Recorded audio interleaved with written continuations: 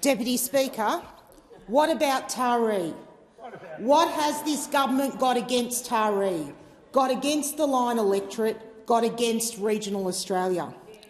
I had hoped, as a new MP, the PM would live up to the comments he made on the 3rd of May. He said, "This is a time of profound opportunity for our nation.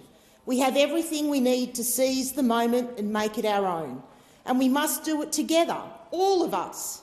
Because for Australia to realise our full potential, for our nation to be its very best, every Australian must have the opportunity to be their best.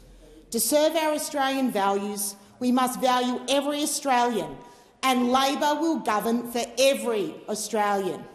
Well, let me tell you, this government, after just 4 months, is not governing for all Australians. Regional communities like mine are being left behind.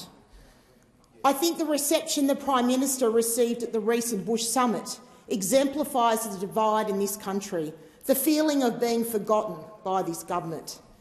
It's already clear that this government is playing favourites, and I've been around long enough to sniff a whiteboard from that side in the air. The Prime Minister's favouritism for his city-centric base and this government's neglect of the regions and regional Australia can be seen in my electorate in a myriad of ways.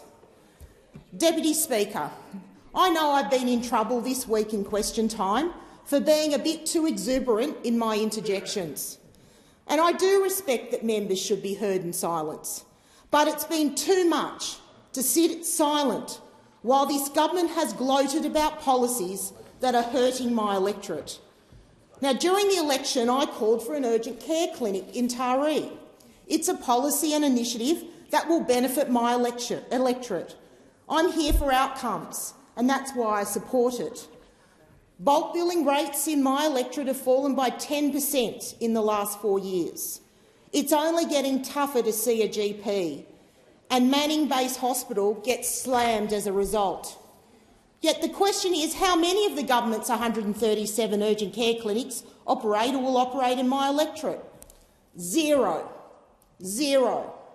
Labor failed to match my election commitment, and despite writing to the minister and my persistent calls to the minister and the government in this place, I've been told no. No urgent care clinic in Taree. Nothing to break the seismic service gap that exists between Coffs Harbour and Newcastle, which my electorate sits squarely in the middle of. This is not the government governing for all Australians. The government's response feels like partisanship on health, the last place where it should be played. Now on energy again. My electorate, like many of those of my colleagues on this side, feel the ire of the Albanese government. The Prime Minister and his Minister for Climate Change and Energy are recklessly driving Australians down a renewables-only path.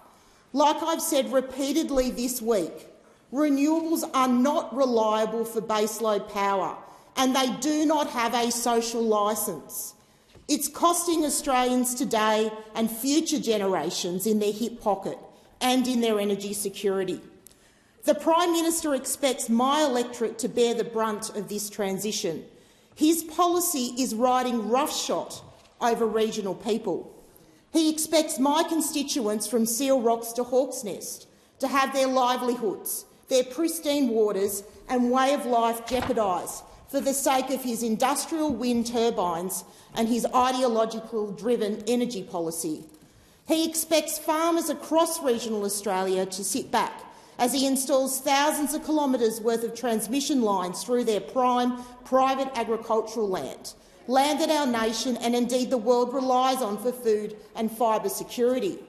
He expects industry and businesses like James Strong, Taree's second-largest private sector employer, which produces over 100 million aluminium cans per year, and Tomago Aluminium, Australia's largest aluminium smelter, to pay exorbitant prices for electricity, the result of a rush to intermittent, unreliable source of energy, placing them at a significant competitive disadvantage to their offshore competitors.